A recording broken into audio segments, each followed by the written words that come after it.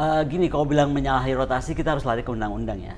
Karena kalau di undang-undang kita itu selalu begitu, undang-undang kita itu ada celah masuk. Di situ dinyatakan bahwa itu dapat dilakukan bergantian. Kalimat di undang-undang itu bukan harus dilakukan bergantian. Nah, antara kata dapat dan harus akhirnya itu jadi perdebatan.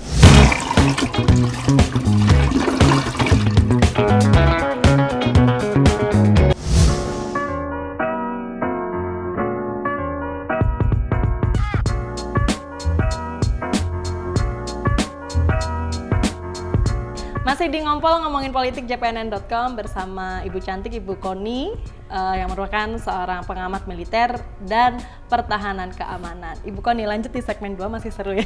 Seru banget kayaknya, nggak udah seru. Kita membahas soal Panglima TNI baru, Jenderal Andika Perkasa, pilihan Presiden Joko Widodo. Ini dianggap menyalahi rotasi begitu, Bu. Bagaimana Ibu Koni menanggapi hal ini? Gini, kalau bilang menyalahi rotasi kita harus lari ke undang-undang ya. Karena kalau di undang-undang kita itu selalu begitu, undang-undang kita itu ada celah masuk. Di situ dinyatakan bahwa itu dapat dilakukan bergantian.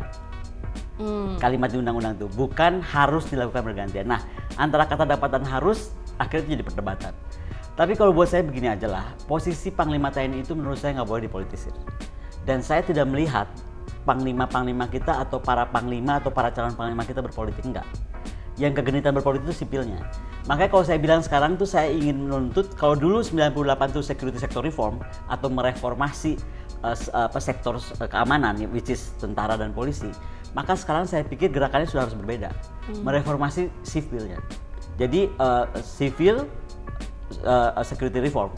Jadi orang-orang yang bergulat di dunia security ini, sipilnya itu harus direformasi. Atau kalau nggak bisa melakukan perubahan itu, yang dirubah undang-undangnya. Saya pikir undang-undangnya mungkin tidak usah mencantumkan lagi DPR atau fit proper test di DPR. Karena kan yang pemain politik itu semua tempatnya di DPR. Kalau kekhawatiran bahwa itu tidak ada involvement sipil, kan kalau presiden menggunakan hak prerogatif, dia sipil. Ya sudah, karena kalau kita lihat secara jujur ya, nggak ada organisasi di dunia ini serapi organisasi tentara. Kita mau bikin kesalahan waktu kita masih masih perada, kita melatih buat kesalahan waktu kita pamen, pati dan lain-lain, itu tuh rekornya ada. Rekornya tuh sangat jelas gitu. Kita namakan Wanjakti kan itu. Jadi apapun rekor dia pernah ngapain, pernah nenggelemin kapal, pernah jatuhin pesawat, pernah nabrakin apa, itu ada semua. Karena rekodnya bagus. Jadi Wanjakti itu menurut saya sudah sangat perfect memilih. Makanya akhirnya lahirlah panglima-panglima itu kan dari manusia-manusia terbaik dari Angkatan Laut, Angkatan Darat, dan Angkatan Udara. Atau dalam bahasa saya itu selalu manusia yang disempurnakan. TNI itu, militer itu adalah manusia yang disempurnakan karena dia beda sama kita. Kita kan manusia biasa nih. Makanya kan disempurnakan karena otaknya dicuci, hatinya dicuci, jiwanya dicuci untuk tanah airnya. Apalagi sih gitu. Sementara mohon maaf di DPR ini kan campur aduk nih. Banyak yang berpendidikan tinggi, banyak pengalamannya juga militer. Tapi banyak juga kan yang kita tahu apalah hanya karena ketenaran atau apa kemudian dia dipilih gitu. Yang mau saya bilang, jadi aneh yang dites lebih jago daripada yang ngetes. Kan begitu bahasanya. Jadi buat apa? Iya kan? Satu dari faktor itunya. Oke, anggaplah semua pinter nih, ada dapat pendidikan politik, dapat apa segala macam sebelum dia terjun. Fine. Tapi tolong dong gitu loh. Kalau TNI nggak boleh berpolitik, sipil pun nggak boleh narik-narik TNI ke politik. Dan buat saya akan mudah menarik-narik TNI ke politik ketika tadi fit and proper test harus dilakukan oleh DPR.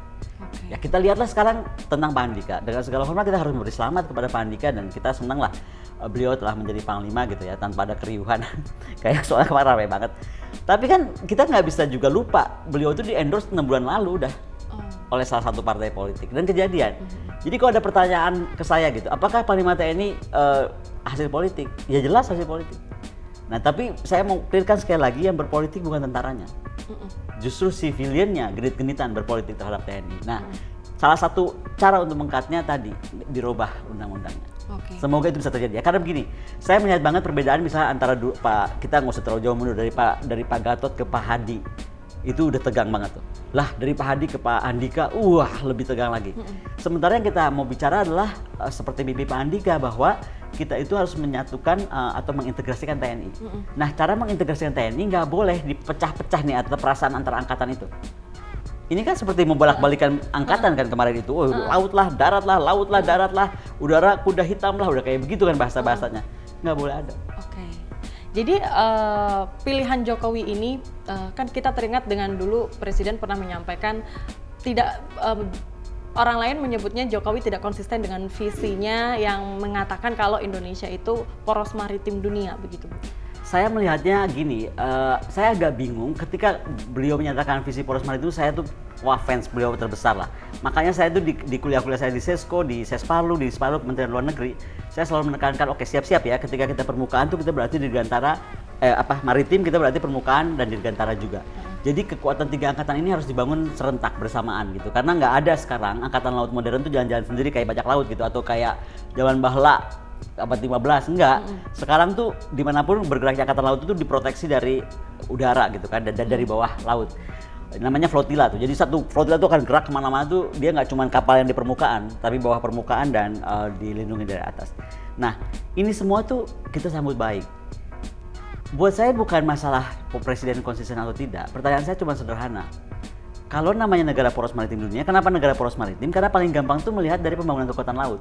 Jadi kekuatan laut tuh punya tadi brown water kedaulatan, green water kawasan, blue water 2 samudera. Kan darat sama udara nggak punya konsep ini. Makanya yang pakai tuh gerakan dia ini kan, biar dipahami. Nah, karena itulah apalagi kita negara maritim, saya agak heran aja kenapa kemudian kita tidak punya selama ini nih tidak memiliki panglima yang dari angkatan laut di saat Pak Jokowi masih panjang nafasnya untuk mengarahkan ini menjadi kekuatan maritim terbesar atau kekuatan TNI terbesar di bumi bagian selatan lagi gitu. Tapi with all due respect pasti beliau punya alasan memilih Pak Andika. Contohnya yang saya tahu, beliau sangat concern terhadap masalah perbatasan. Beliau concern sekali terhadap masalah defense diplomacy, dan Pak Andika dianggap unggul untuk masalah defense diplomacy. Ya kita saksikan aja dan kita berharap memang dan kita bantu ya Pak Andika untuk bisa mampu mendorong jargonnya tentang TNI adalah kita itu, dan 400 hari ini atau 399 hari karena udah kepotong sehari bisa terkejar oleh beliau. Tapi saya cukup kenal Pak Andika, menurut saya beliau orangnya realistis aja dan dia tuh the doer bukan the talker. Jadi apa yang dia akan bikin dia pasti bikin. Orangnya tipenya begitu, nggak banyak bicara tapi dia akan cepet aja gitu dibuatnya. Jadi orangnya tuh sistematis aja. Ya. Tapi apakah keputusan Presiden Jokowi yang menggantikan panglima dari TNI AU kemudian ke TNI AD lagi, begitu apakah menurut Ibu Koni bisa mempengaruhi koordinasi dan konsolidasi internal TNI, Bu? Ya sebenarnya kalau kita nggak terlalu besar-besarkan ya pasti nggak nyaman aja kan, karena pasti tapi kan orang-orang mainnya di kata-kata undang-undang tadi antara dapat dan harus. Nah kalau saya disuruh bicara tentang terminologi bahasa, saya bukan ahli bahasa, tapi mungkin yang saat bikin undang-undang itu nggak paham gitu loh bahwa ini bisa jadi bahaya, kata-kata dapat dan kata-kata harus itu ternyata implikasinya besar. Apalagi di era sekarang, waktu kemarin itu dibuat kita belum masuk era media sosial.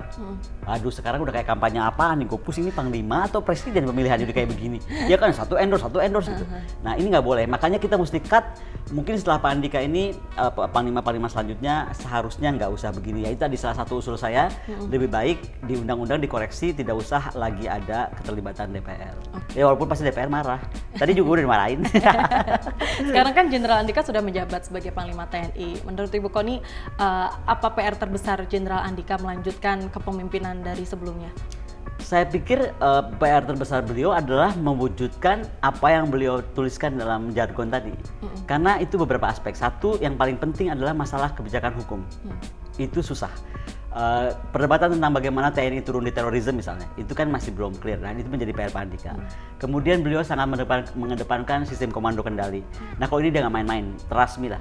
Saya tahu betul ruang kerja beliau waktu menjadi K1 seperti apa, udah kayak masuk ruang perang lah, semuanya layar. Karena beliau tuh ingin sekali sistem komando kendali itu akan beliau bisa kuasai. Itu di Angkatan Darat. Nah sekarang dengan beliau Panglima mungkin 3 angkatan itu ruangannya akan lebih besar dan dia akan bisa lihat pergerakan setiap udara di mana, kapal kita di mana, dan darat kita di mana.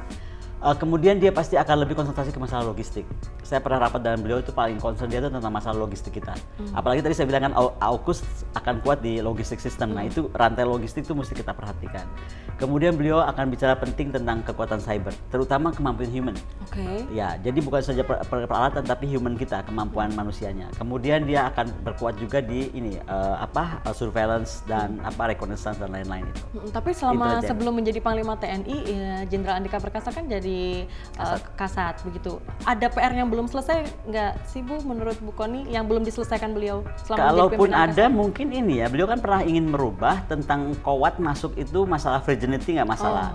Tapi saat saya diwawancara oleh wartawan asing tentang itu, saya cuma bilang kalau sebagai Kasat beliau menghapuskan virginity di Angkatan Darat, itu nggak fair karena nggak mungkin di Angkatan Darat dihapus soal virginity, di Angkatan Laut dan Angkatan Udara masalah virginity masih masalah. Nah, tapi saya berharap mungkin akan diselanjutkan sekarang. Ketika beliau Panglima kan artinya beliau bisa melakukan itu merata di 3 angkatan dan itu nggak jadi persoalan. Kalau kemarin dipaksakan pasti jadi persoalan karena 2 angkatan lain masih mempersoalkan. Tapi pemikiran dia suka aneh-aneh. Ya itu contohnya. Seru kan? Itu realistisnya dia. Jadi di zaman gini gitu masih bicara virginity kan itu sebenarnya bahasanya. Gitu. Bu, tapi terkait alutsista TNI ini Bu, apa lagi pengembangan yang harus dilakukan Jenderal Andika saat sudah menjadi Panglima? Pengembangan apa nih? Pengembangan alutsista. Alutsista berat ya, dia cuma punya waktu 400 hari. Apa yang dilakukan oleh beliau 400 hari? Kecuali tadi saya bilang merubah doktrin.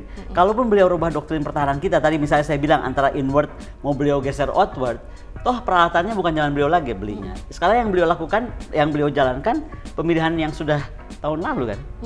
Nggak banyak. Kalau untuk alutsista nggak akan banyak yang Pak Andika bikin. Makanya kenapa saya lihat jargon dia tuh sederhana saja. Jargon beliau. TNI adalah kita. Seolah ya udah TNI itu begini gitu. Nah, saya cuma berharap mungkin setelah Pak Andika harus ada panglima yang akan lebih visioner seperti seperti Pak Tito kali ya kalau di polisi. Karena Pak Tito itu buat saya sangat respect dan kagum karena nggak mudah loh menaikkan anggaran pertahanan sampai 3 kali lipat. Dan Pak Tito mampu melakukan itu. Kenapa Pak Tito mampu melakukan itu? Dia robah visi misinya tentang polisi. Visionnya berubah polisi itu gitu loh. Sehingga anggaran mengikuti. Nah, selama kita nggak berubah visi tentara kita mau kemana, tadi yang apakah dari inward mau ke outward, ya nggak bisa juga kita paksakan gitu. Atau kemudian misalnya secara inward, apakah Pak Andika akan mengarahkan kalau sekarang Polda itu ada di seluruh provinsi, apakah kemudian Kodam juga harus di seluruh provinsi? Ini penting karena waktu kejadian kejadian COVID pertama kali, saya menghadap beliau, saya bilang Pak Andika ini kita harus kuatkan semua Kodam kita punya CBRNA troops. Itu dari ZENI ya. CBRN itu jadi chemical, biologic, radiologi sama eksplosif. Itu harus kita punya dan nuklir. Kenapa? Karena itu harus ada di semua provinsi. Kan nggak mungkin. Misalnya Kodam Patimura harus cover dari mulai Maluku Tenggara Barat sampai Ambon sampai ke sana ke sini gitu. Jadi harus memang Kodam itu ada di semua provinsi sama seperti Polda. Jadi merata ya Bu ya, semuanya harus ada. Iya karena kita akan perlu gerak cepat ya. Gitu. Tapi secara keseluruhan nih Bu Kony, bagaimana sih sosok Jenderal Andika Perkasa menurut Bu Kony? Ya. Pak Andika tuh orangnya asik yang saya bilang tadi, beliau nggak banyak basa-basi. Terus dia the doer. Saya selalu bilang dia tuh the doer. Dia coba kalau bilang, Mbak bantuin gue nih, gue pengen logistik gue begini-begini, gue pengen tentara gue begitu-begitu, gimana? Gitu. Jadi orangnya tuh nggak ada sama akademisi. Pertama karena beliau juga akademisi ya, jadi dia tuh mendengar. Kan ada juga beberapa petinggi tuh yang ngerasa akademisi tuh kayaknya hidupnya di dunia awang-awang gitu. Ada yang menganggap seperti itu. Enggak, kalau Pak Andika tuh nggak begitu. Dia tetap ngerti apa. Cuman dia dalam hal dia mengerti juga bahwa ternyata nggak gampang merubah anggaran pertahanan. Jadi kalau beliau tuh lebih pikir, udahlah sekarang adanya berapa, dengan adanya berapa itu kita bikin apa. Beda kan? Sama yang tadi saya bilang, visi yang harusnya kita kejar target kita kemana dan itu harus kita capai demi si Indonesia ini gitu. Baik, terima kasih banyak Ibu Kony. Terima kasih waktunya. Sedikit banyak kita terbuka ini soal bagaimana. Tapi lupa dari tadi bilang sesuatu loh. Bilang terima kasih sama Pak Hadi. Karena Pak Hadi itu sebagai Panglima itu telah membangun kohesi yang demikian kuat antara laut, darat, udara dan kepolisian. Dan Indonesia telah melewati banyak hal selama kepemimpinan Pak Hadi. Sekali lagi kita mesti hormatlah pada Panglima Hadi. Itu kita harus sangat hargai beliau. Dan selamat datang untuk Pak Andika, kita siap bantu beliau lah. Dengan segala keterbatasan harinya itu. Iya. Dan semoga Pak Andika juga bisa melanjutkan semua program kerja yang sudah dibangun oleh Pak Hadi ya, Bu Kony ya. Begitu. Baik, terima kasih Bu Kony. Terima kasih banyak waktunya sudah mampir di Ngompol ngomongin politik jpnn.com. Nanti kita akan ngobrol dengan tokoh-tokoh lain di Ngompol episode selanjutnya. Saya Tika Biantoro dan Ibu Kony mohon pamit. Sampai jumpa.